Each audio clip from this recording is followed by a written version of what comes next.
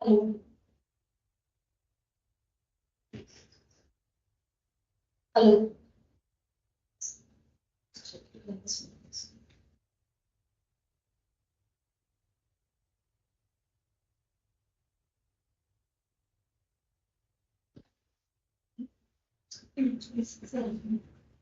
Okay.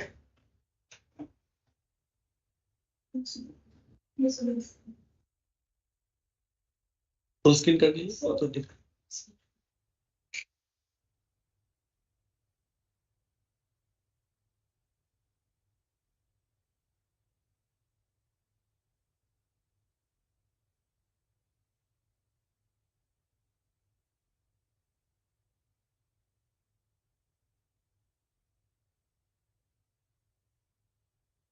ये यहाँ पे आपका माइक्रोफोन ऑफ है, वो उससे तो नहीं हो रहा है आपका इशू?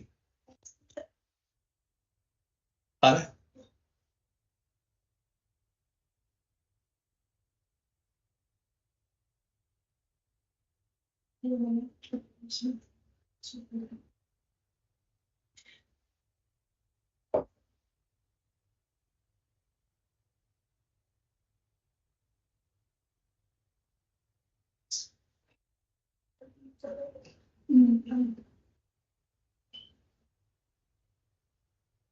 अब स्टूडेंट ने बोला sound is available,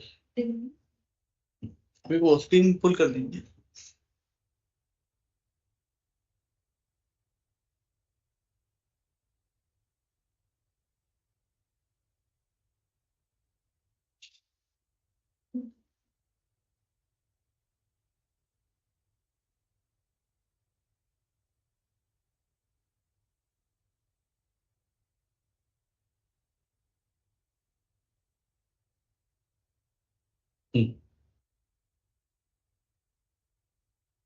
Hello everyone, sorry about this technical issues. So if you have any more questions, so I think now the sound is audible, right?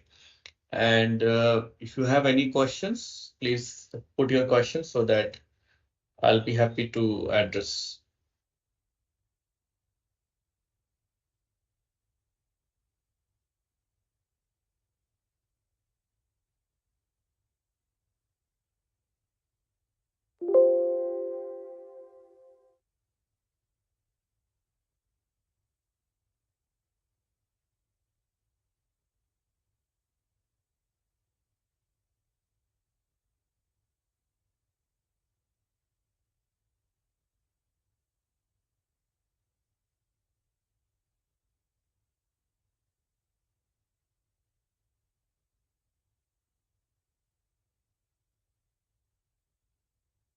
You all should don't wait for anything. You should put your post your questions. This session is limited only for 1 hour, so we should put the question so that we'll have a fruitful discussion.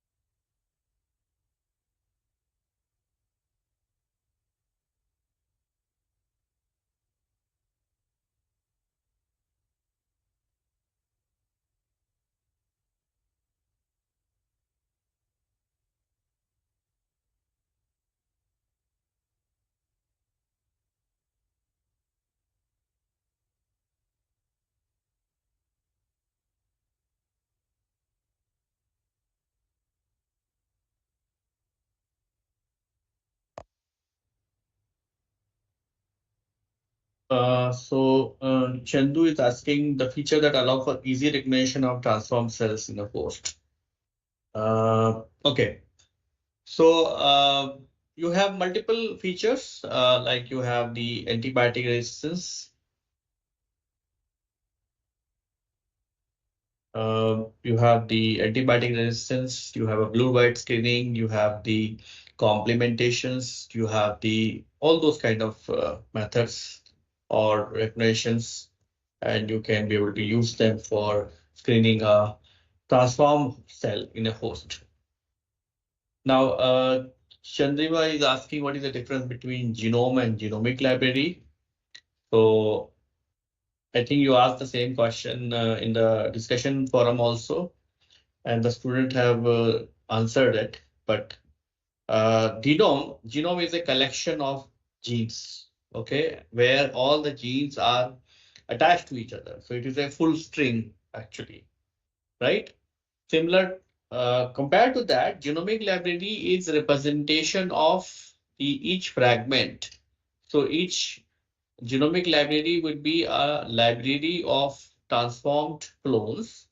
With an individual clone will have single gene of the particular genome. So if I sum up all the genomic library, all the clones, what is present in the genomic library, and if I suppose put the ligation reactions, suppose I extract all the DNA what is present in the genomic library. If I put the ligation reactions, I will get the genome back. Just like as when we were preparing the genomic library, we have taken an intact genomic DNA, which contains all the genes, right? Attached to each other in a series. And then you are digesting that with a restriction enzyme, and then you are cloning or individually to the into a bacterial or the yeast expression yeast vectors. So you are actually dividing the genome into the individual DNA fragments, and then you cloning those fragments into a bacterial colony so that it is easier for you to study the genome. Is it clear to you?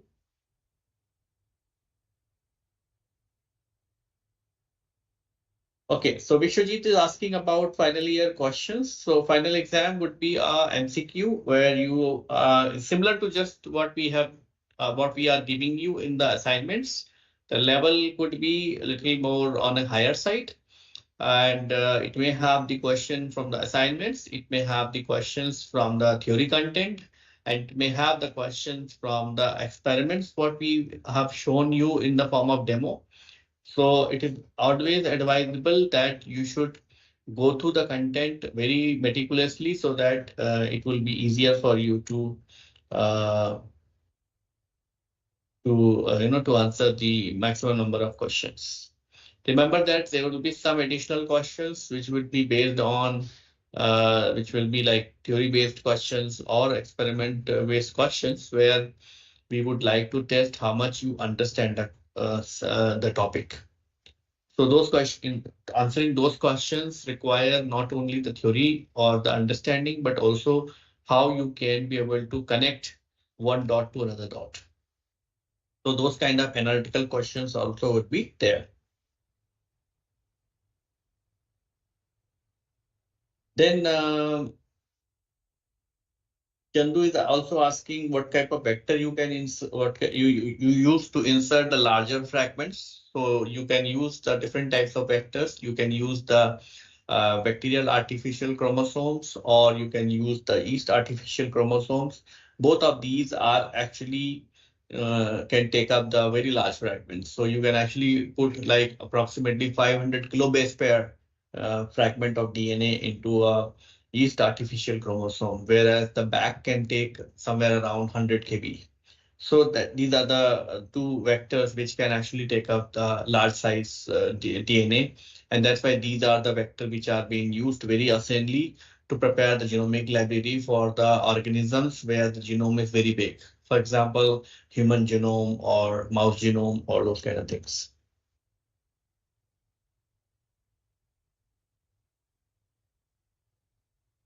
Okay, so there's another question related to the slots, okay, exam slots actually. See, I think these kind of questions, it is very difficult for me to answer because I may not know in what slot they have put you in, in what date and all that.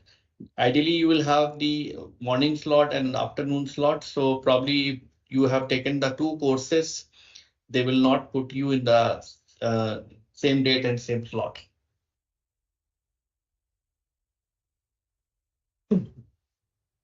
at least there will be a difference of the slot. So it could be possible that your morning you will have some exam would be in the probably not having any idea going to keep the questions or how they are going to distribute the students in different slots.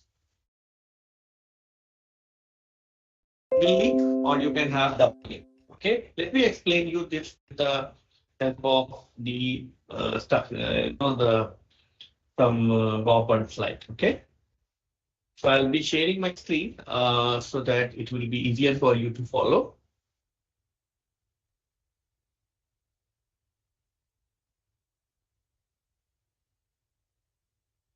Okay, so I'm sure the screen is visible to you, right? So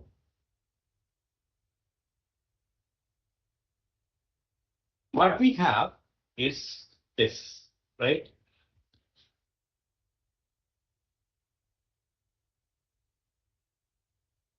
This is the DNA, right? This is double stranded DNA where you have a 5' end and you have a 3' end.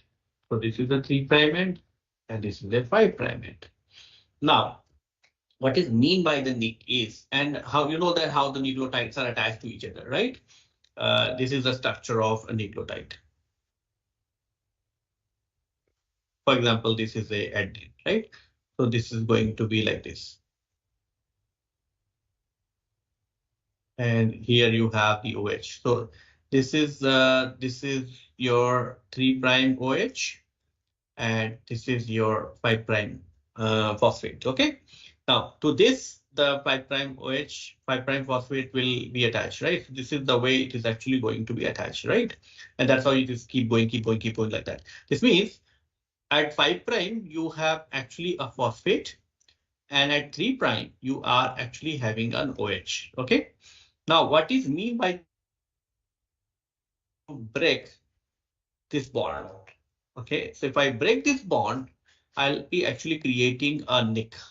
Okay, so I'll be creating this. So you can imagine that if I do so, I am actually going to erase this, right? Now what will happen? It is actually going to have a phosphate on one end. Okay, and it is going to have the, so it is going to be like this. क्या हो गया?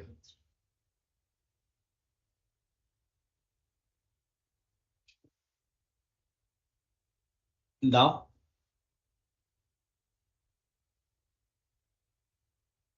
Sharing तो कर दिया मैं.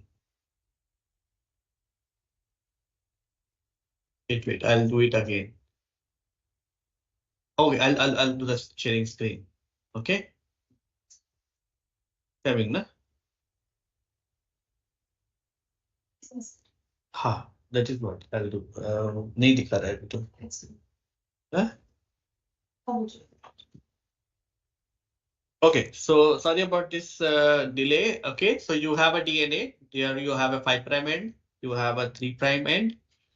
And at 5' end, this is actually having a phosphate, and 3' end, you have a OH. Now, if you see a single nucleotide, how the DNA is attached, right? This is a 5' end, and then at the 3' end, it is actually attached to the another nucleotide, which is having the 5' end.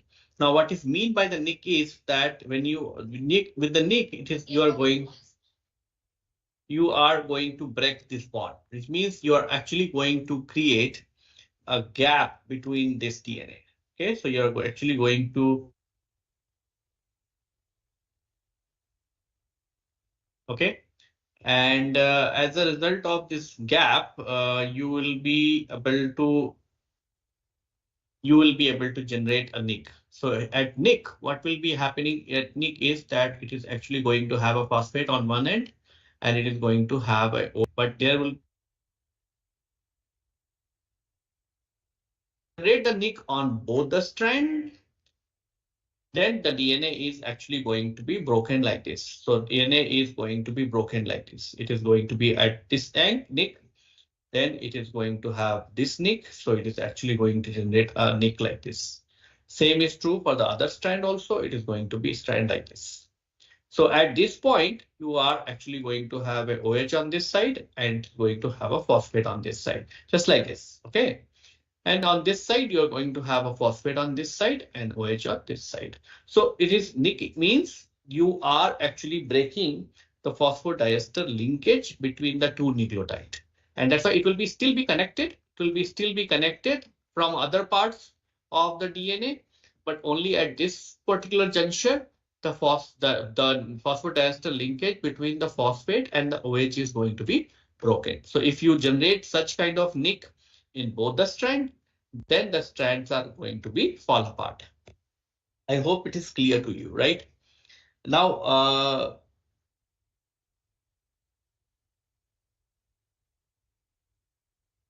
is it clear now, Chandrima?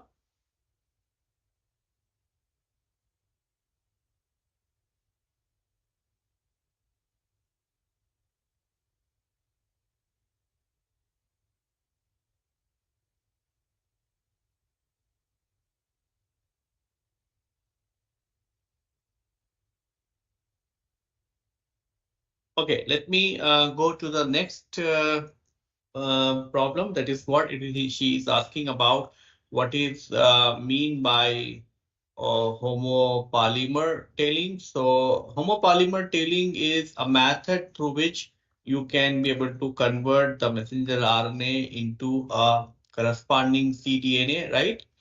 And what you're doing is you're actually utilizing so you know that the structure of the DNA, RNA actually, right? This is the structure of a RNA where this is the cap, right? 5' cap. Then this is the coding sequence. And on this side, you are actually going to have the lot of A's, right? So these are the poly A tail, right? You are going to have a poly tail. Now, if I want to amplify all the DNA, all the messenger RNA, and if I want to generate the cDNA, right? If I want to generate the cDNA from this, right? What is mean by cDNA? The complementary DNA, right? So what I'll do is I will put a primer. I will put a single-stranded DNA with T overhead. Okay, so what will happen? When I add this and if I add the reverse transcriptase, what will happen? It is actually going to show the coding sequence. And then wherever you have the A, right, you are actually going to have a series of A, right? So it is actually going to bind to these A with the help of the poly T, right? And then the DNA, the reverse transcriptase is going to utilize this template and it is going to synthesize the complementary DNA to this. And in this particular information, it will be going to give you the cDNA. Now from this DNA, this DNA is going to, so this is the DNA part, right? And this is the messenger RNA part, right? Now you have multiple options how you can be able to synthesize the second strand, right? From here, you can actually be able to put, like, for example, if you load this into alkaline solution, right? Or you can use the RNase H. So you can have multiple options. You can actually be able to use the RNase H, and RNase H is going to recognize this RNA DNA hybrid. And in that case, it is actually going to destroy the RNA. Okay. Similarly, in this, or you can use the alkaline solution. Alkaline solution is also going to do the same.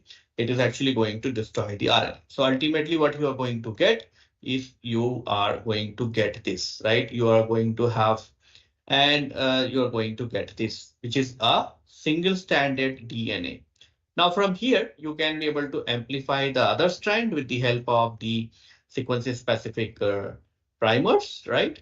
And that's how you are going to get the double-stranded cDNA from the messenger RNA utilizing the homopolymer tailing method. I hope it is clear to you right now.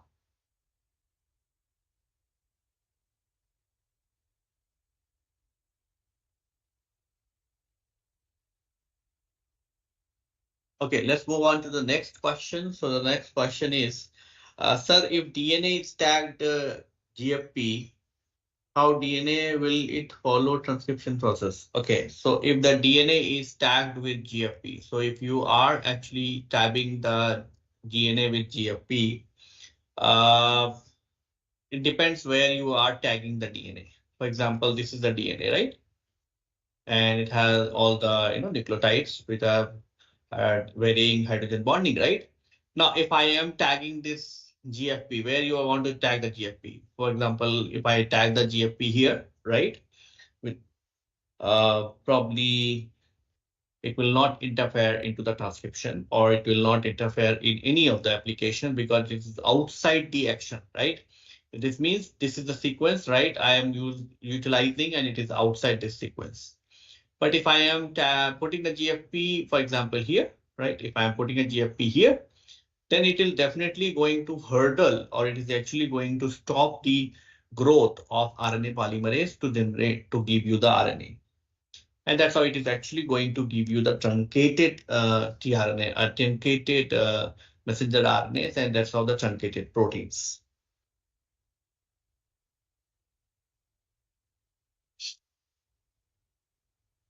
Is it clear, right? Vishwajit?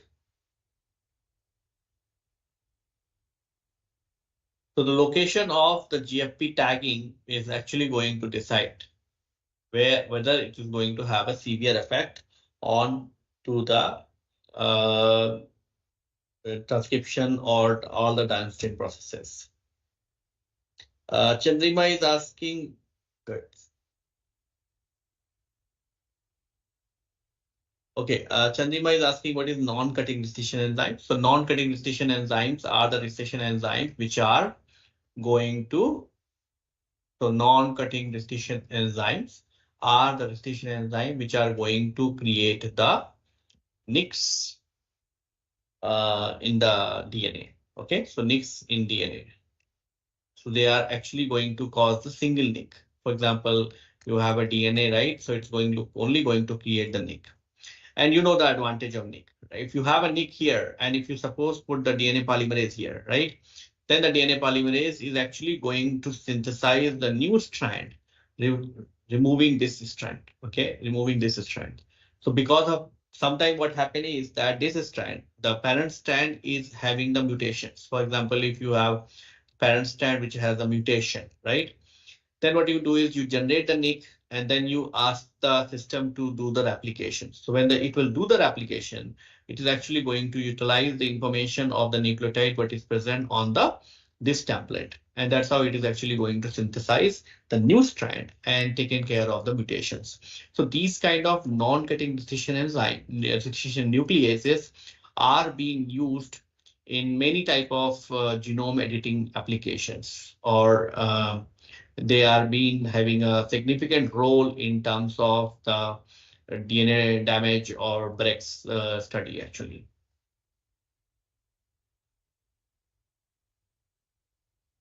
DNA damage and repair. If you want to study more about this, I have another MOOCs course which is called as molecular biology. Okay, and where I have actually discussed a lot about these non-cutting decision enzymes.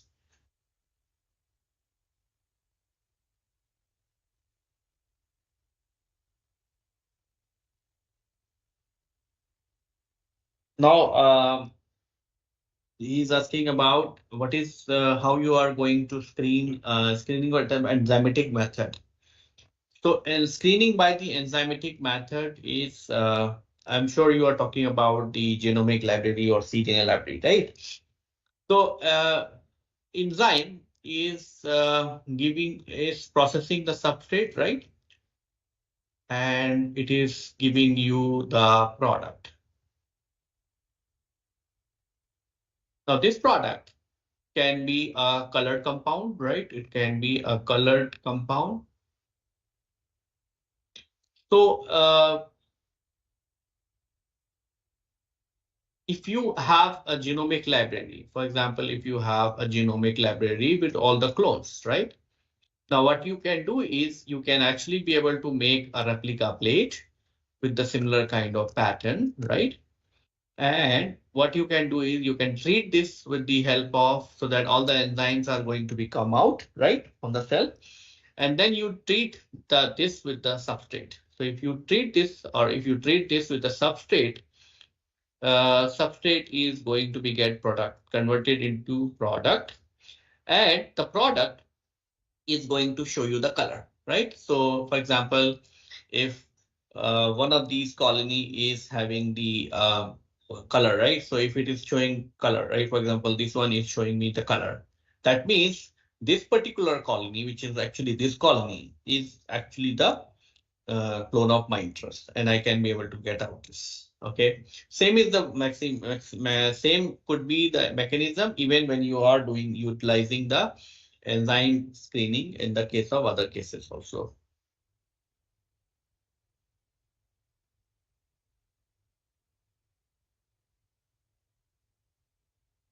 Is it clear?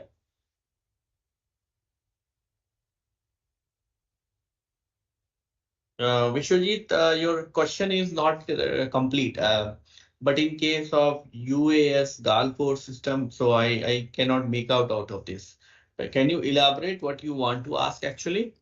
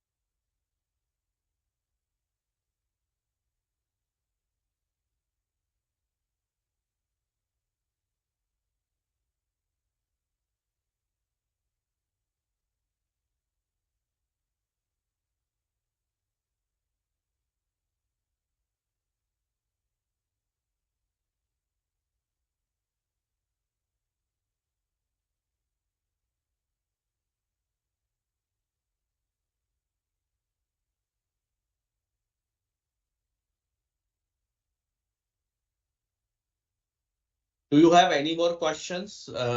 Please post your questions so that we should be able to address all those queries so that you will have a better learning experience from this particular course.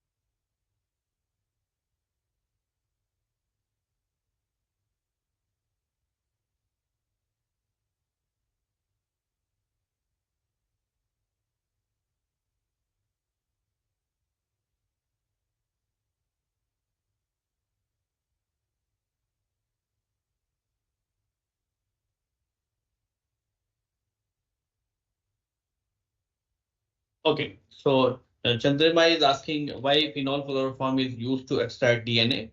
So phenol chloroform is not used for extracting the DNA actually.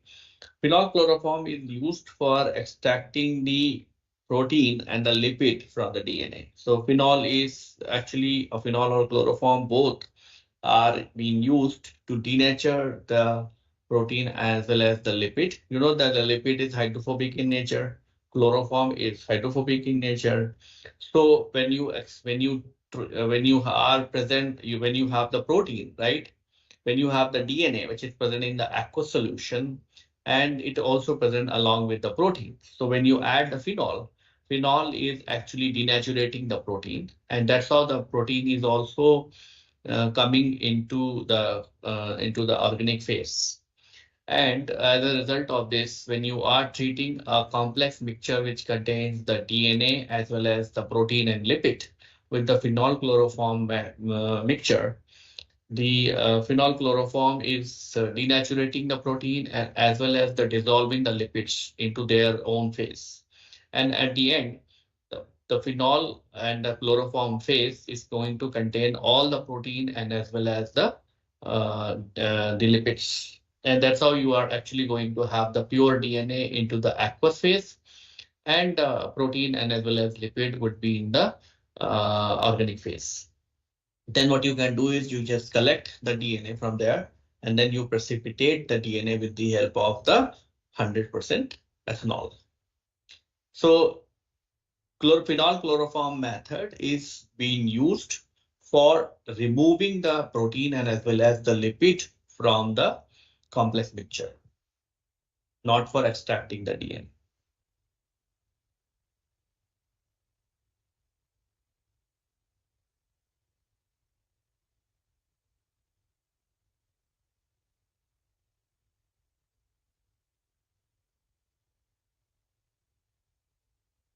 If UAS is joined with gene, which tagged with GFP, now the DNA will it follow. See, I think you're talking about the tagging of GFP at the level of the gene. Actually, what I have just explained is tagging of the protein part. So if you are tagging the gene of GFP, then it is not a problem. Then it is actually going to allow the transcription, and then at the end you are going to see the GFP tagged protein transcribed or translated. But if you are having a GFP protein and then if you use that and tag the DNA, then it is actually going to interfere with the transcription process.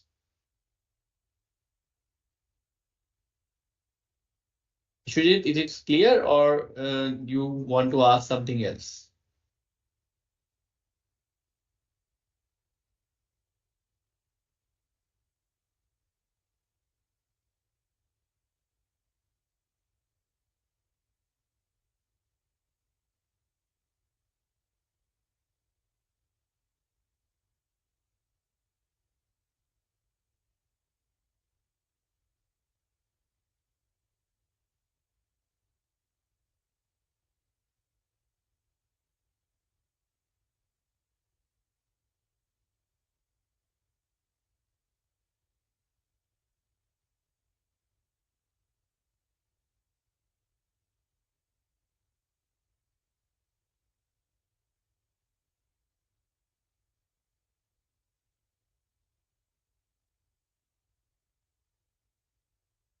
Do you have any more questions?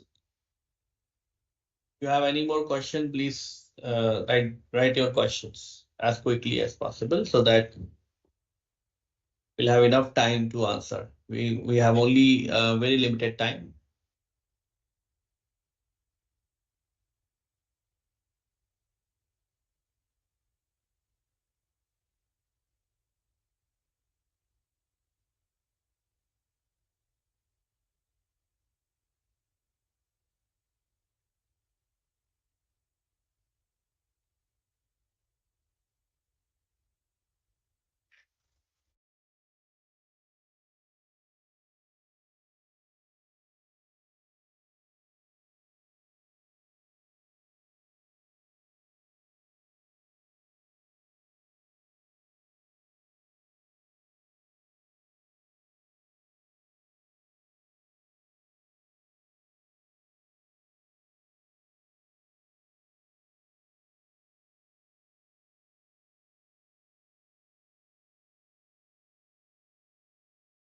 So we have another 5 minutes to wind up the session. In case you have any more questions, please post your questions so that uh, we have a discussion on this.